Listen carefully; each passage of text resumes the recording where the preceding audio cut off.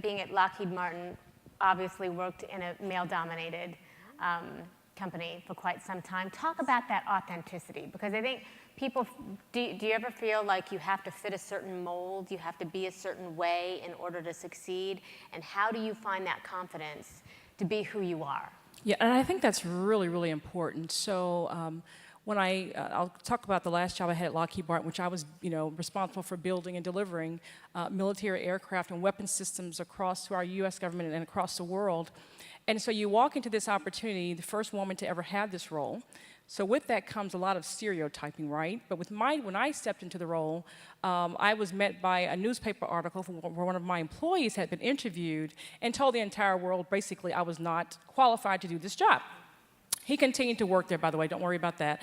And so you walk into that situation, right? And so I knew that everybody in the free world knew that I didn't know how to build airplanes. And I was okay with that. And so I think to be authentic, you have to be okay knowing what you don't know. But at the same time, as our previous speaker talked about, I knew I was walking into a situation where there were several men who already thought they had the job. I knew I was walking into a situation where my employees were going to be questioning, here's this woman coming from human resources. That's where I'd spent 10 years of my career before that working in human resources. So here I am coming in to lead this multi-billion-dollar operation. Can she really do it? And I can tell you, every day I walked in there with great confidence. And they would say, can you do this? Absolutely, I can. Because what I knew is I had the ability to learn. And to your point, I had to reach out and determine who was I always go into a new role looking for my trusted advisor. That's the person I can ask the stupid questions to and not have it be repeated across the workforce. So I found him, and I said, David, you're going to teach me how to build airplanes. And so on the weekends, there you'd find me in my jeans crawling through airplanes, learning how we built them. Because I had to represent these folks. And to your point, there were 8,000 people at that point looking at me to ensure they had, a job and food for their families and college tuitions and mortgage payments, those kinds of things. And so it was really just saying, look, I don't know this role, but I'm going to go in here and I'm going to represent this workforce as best as I can, but I'm going to also do my homework.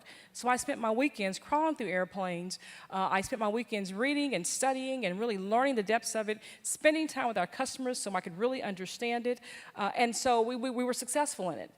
Didn't do it by myself, but I knew people were looking for me to do that. And going into that role, that was interesting because as the first woman, some things have to change, right? So when I was on the flight line, which is where I spent a lot of my time, I had to have a comb and brush when I came off the flight line. They were not used to that, right? Because I still wanted to look my best, right? And so I didn't, I still wore my skirts and my nice suits, what have you. And so it was a little different for people, but it worked out great. I had a phenomenal team who was always there to support me. So, but being authentic and being willing to say, I don't know how to do this job today, but I'm going to learn it. So I'm learning a lot now. My new job at Westrock, an awesome company.